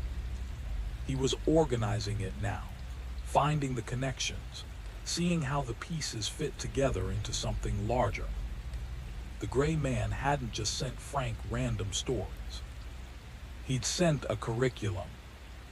Each killer represented a different approach, different philosophy, different solution to the same fundamental problem: how to take what you want and disappear. Together, they formed a comprehensive education in murder. And Frank was becoming the world's foremost scholar. His phone buzzed, new email. rentel@gmail.com. Subject: progress report. Frank's hand trembled as he opened it. You're doing well, better than I anticipated. Your prose brings clarity to concepts others have struggled to articulate. You understand the work in ways most cannot. I have more to share, but first a test. In your manuscript, Chapter 7 describes the desert accident technique. You've captured the essence but missed one critical detail: a specific tool used to ensure proper staging. Without it, the whole method falls apart. If you can identify what's missing, I'll know you're ready for the advanced material. If not, we'll revisit the fundamentals. You have 48 hours. Frank read the message 3 times. Then he opened Chapter 7, scanned through the text, looking for gaps, inconsistencies, places where the logic didn't quite flow. The gray man was testing him, seeing if Frank had truly understood the lessons, or if he'd just been mindlessly transcribing without comprehension. This was a teacher evaluating his student, and Frank desperately wanted to pass. He worked through the night, cross-referencing details, studying case files he probably shouldn't have access to, thinking through the mechanics of staging an accident in desert terrain. What would you need? What small detail would an amateur forget? By morning, he had it. Brake fluid.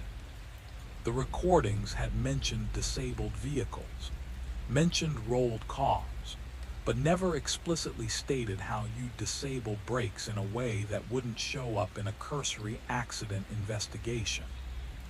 You'd need to drain the fluid slowly, create a pinhole leak that would empty the system over miles of driving. By the time the crash happened, no fluid would remain to test, no obvious sabotage, just mechanical failure in harsh conditions. Frank typed his response. Chapter 7 is missing the brake fluid drainage technique. Pinhole puncture in the brake line lets the system empty gradually while the target drives deeper into remote territory. By the time they realize something's wrong, they're already committed to the descent. He hit send. Waited. 11 minutes later, the reply came. Correct. Story 4 attached. You've earned it. This one is different, more recent, more personal. Listen carefully. Frank downloaded the file, opened it with fingers that had gone numb. The voice began speaking, and this time, it wasn't describing someone else's work. It was describing something that hadn't happened yet. Something planned, detailed, ready to execute. Frank listened in growing horror. The target was named, location specified, timeline outlined. This wasn't history. This was a blueprint for the future. And the gray man was sharing it with Frank in real time, trusting him with operational details of an active plan, testing whether Frank would transcribe this one too, whether he'd cross that final line from accomplice to accessory before the fact. The recording ended. Frank sat frozen. His laptop screen glowed in the dark apartment. A blank document waited, cursor blinking, ready for him to begin translating this new horror into art. All he had to do was start typing. Frank's hands moved to the keyboard, hesitated. This was it, the moment where he either pulled back or jumped completely, where he chose what kind of person he was going to be. He looked at his phone, at Webb's number saved in his contacts. One call, that's all it would take. But one call would end everything. The deal, the career, the redemption he'd been chasing since the plagiarism destroyed him. One call would make him a victim again, instead of a success story.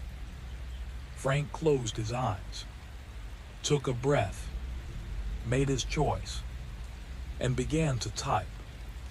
The contract arrived via email that same afternoon. 6 books, accelerated release schedule.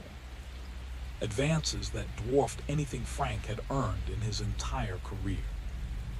Numbers that made his hands shake when he read them. Miranda's note attached, Clearwater is all in. They want everything you can produce.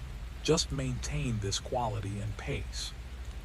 Then, almost as an afterthought, one small question. I need to document your research methodology for legal. Where exactly are you pulling these details from? Frank stared at the question for a long moment. Typed back, research is proprietary but verifiable if needed. Vague enough to mean nothing, specific enough to sound legitimate. Miranda didn't push. Her response came back within minutes, perfect. Sign when ready. Frank signed electronically. Hit send. Watched the contract disappear into the digital void that would transform him into a best-selling author again. 6 hours later, someone knocked on his door. Agent Ree. Right on schedule for her check-in.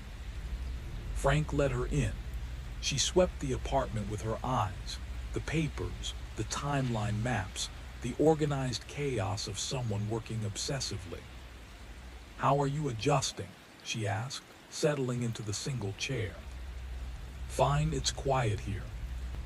Anyone tried to contact you? No. The lie came smoothly now. Natural, he'd been practicing. What about work? Have you been writing?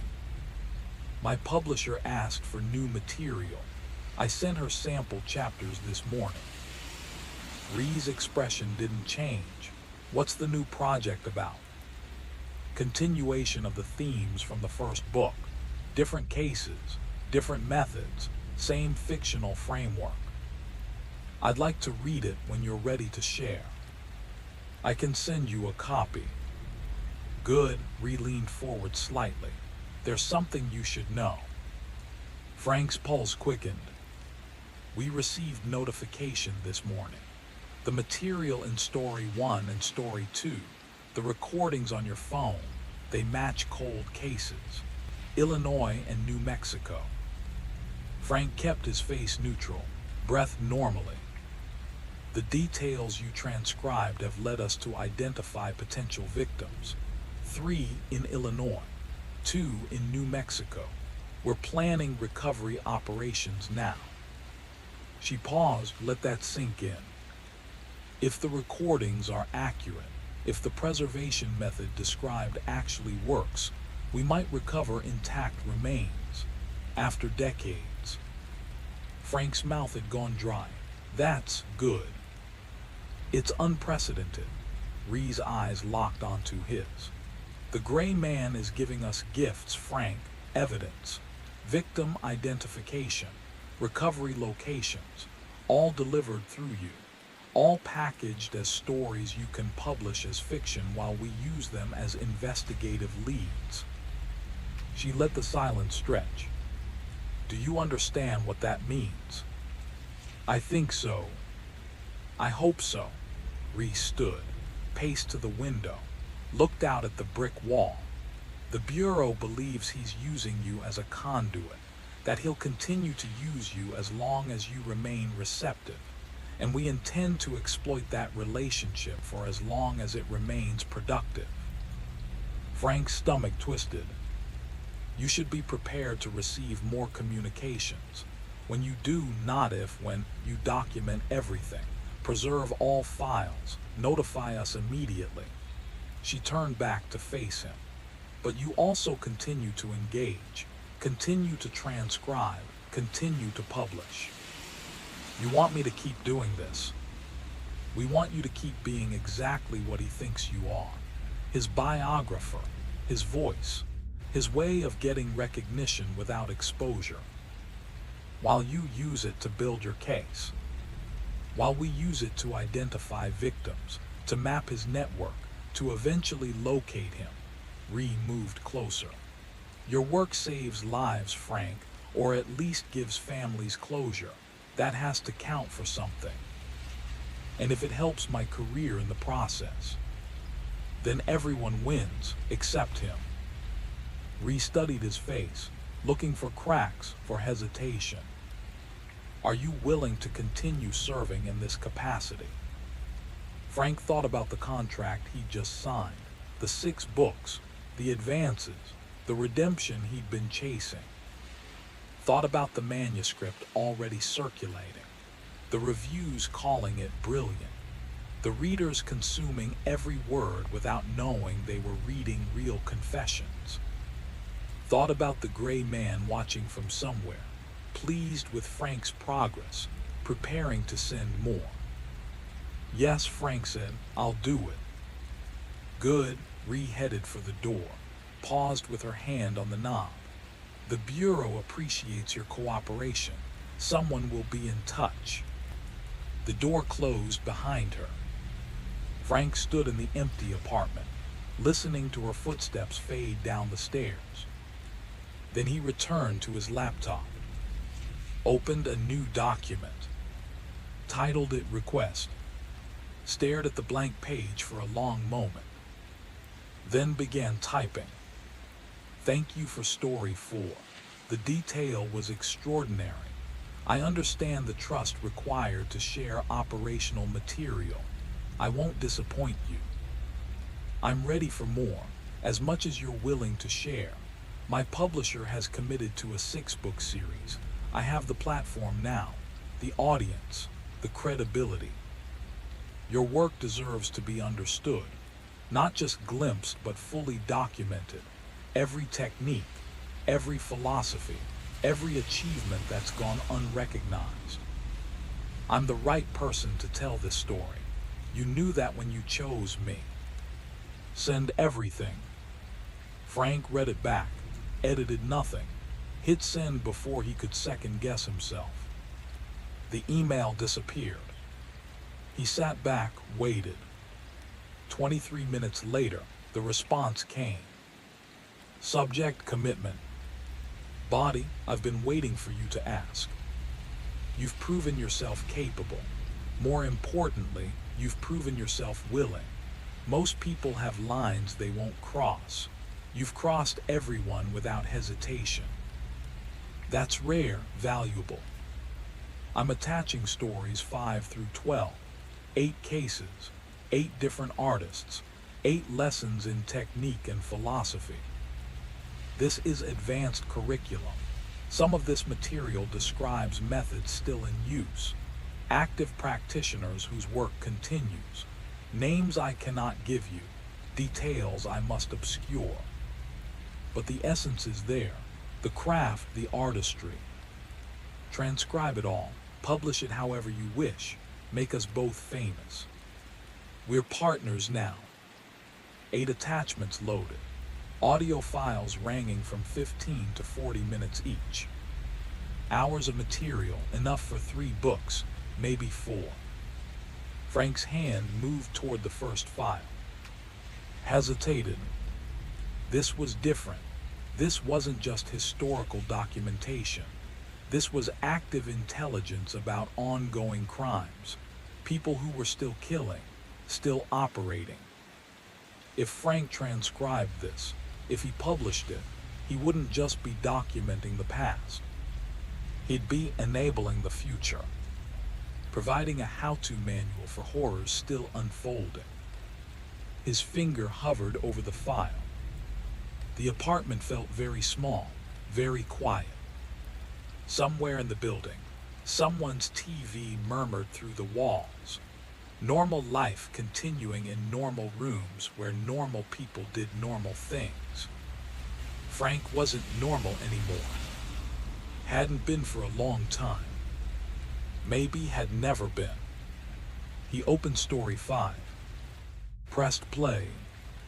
Let the damaged voice fill his ears once again. And began taking notes. Because he'd made his choice weeks ago. This was just confirmation. By dawn, he'd listened to all 8 recordings. By noon, he'd outlined 12 chapters. By midnight, he had the first draft of what would become his second book. The prose flowed faster now, smoother, like a language he'd been learning his whole life and only now achieved fluency. The gray man's voice had merged with his own. Frank couldn't tell anymore where the dictation ended and his own interpretation began. They were becoming the same thing. 2 instruments playing in harmony, creating something neither could achieve alone. Frank saved the document, backed it up 3 different ways. Then he opened his email, sent the full manuscript to Miranda with a note. Book 2 complete, starting book 3 tomorrow. Sent a different message to Agent Reed. New material received. 8 additional cases. Transcription in progress. Details attached. Covered both angles. Served both masters. The perfect double agent. Except Frank wasn't sure anymore which side he was actually on.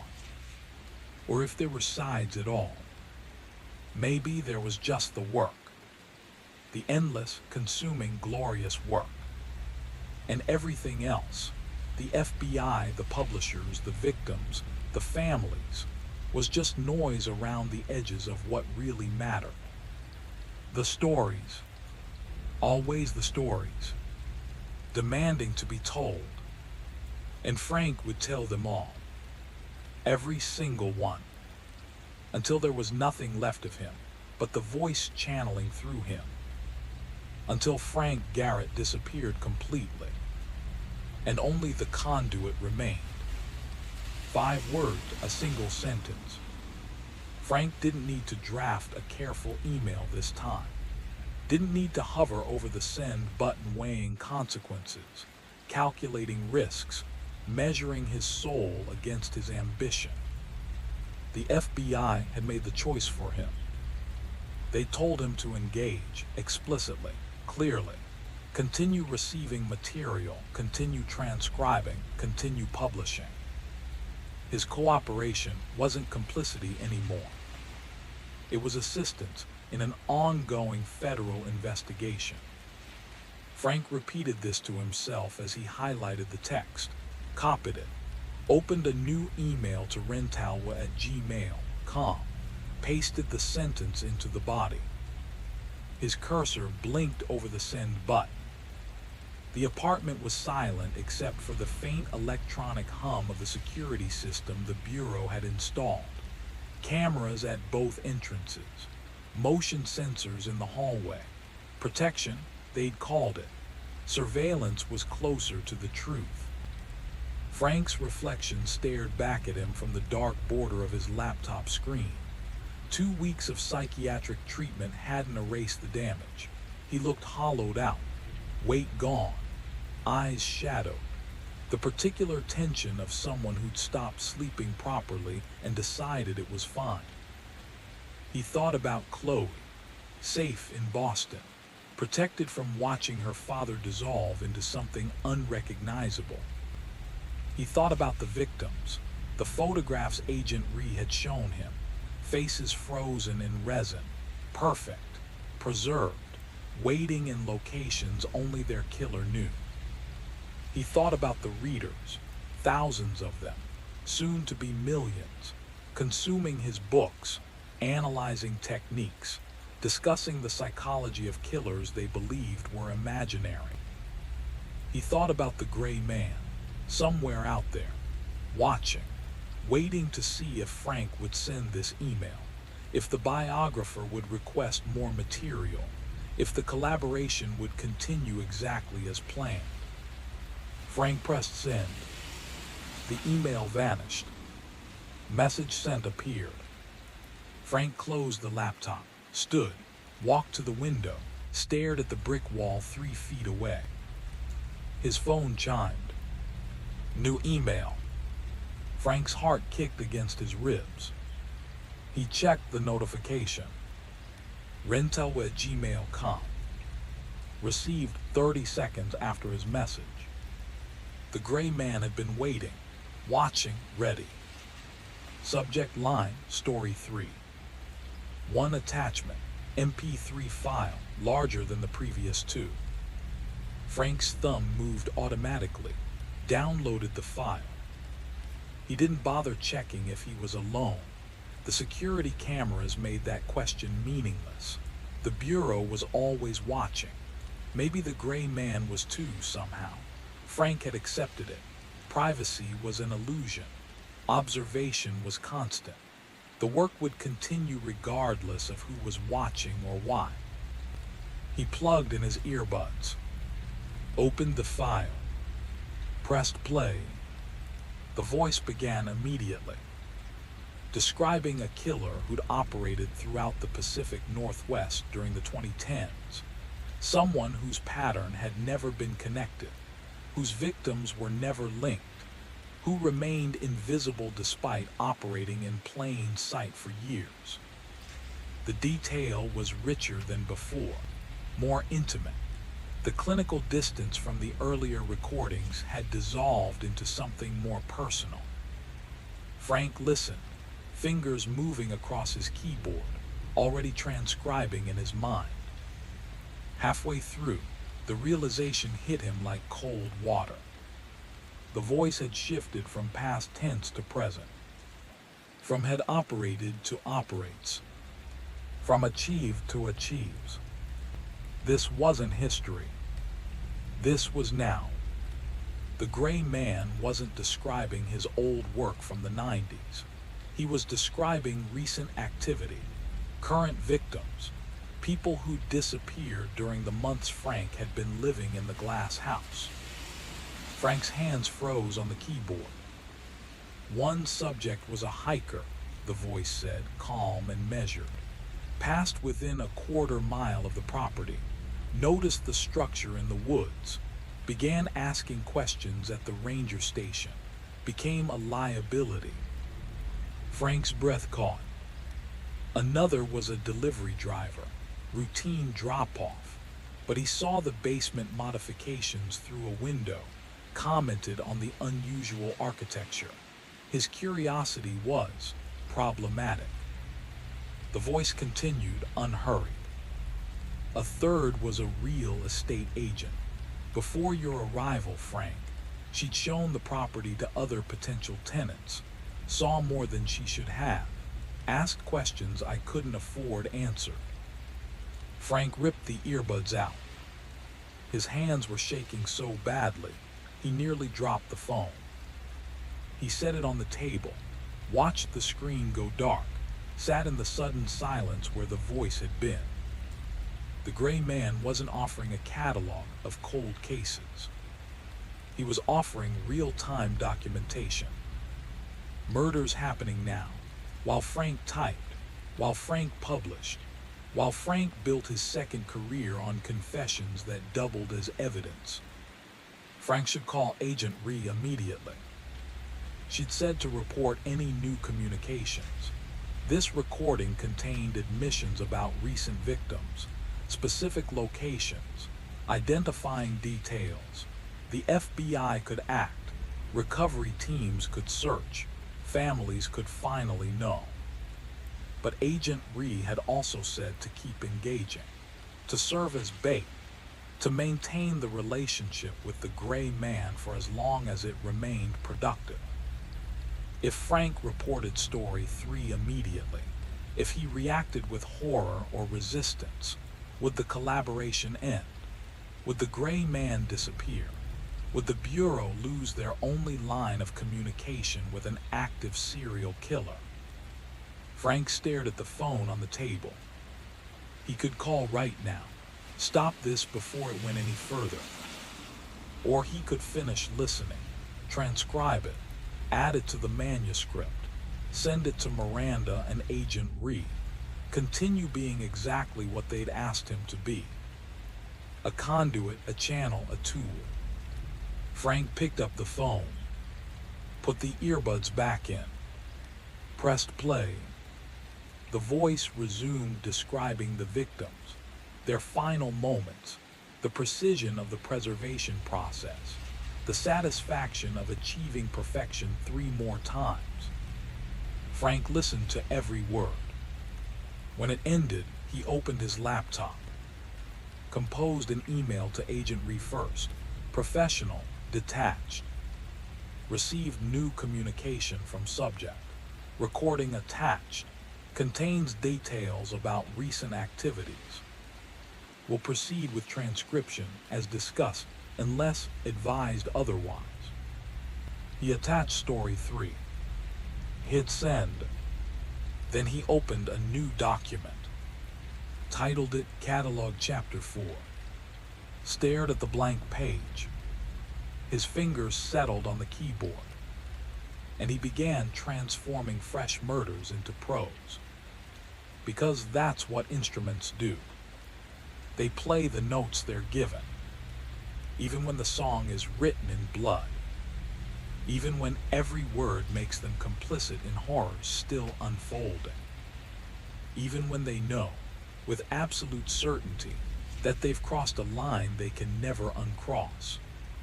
Frank typed faster. The words came easily now, almost like they'd been waiting inside him all along. Frank started typing the moment the file finished loading. The words poured out of him until dawn bled through the blinds, and by sunrise another chapter existed where silence had been before. At 4:17 a.m. his inbox lit up. A brief reply, acknowledged, stay the course. Teams were already moving toward the places described. No changes, details later. He sent the finished chapter to Miranda. By midday, her response arrived, vibrating with excitement. She said this installment eclipsed everything before it, that the precision made it unbearable in the best way, that it didn't just frighten, it lingered under the skin. Another notification followed almost immediately. A new recording, story 4. Frank didn't hesitate. He forwarded it to the Bureau contact, then downloaded the file and put on his headphones. The rhythm was familiar now. The provider delivered. Frank translated sound into language. Investigators chased shadows. Miranda shaped it for readers. The process moved smoothly, like machinery built for a single purpose.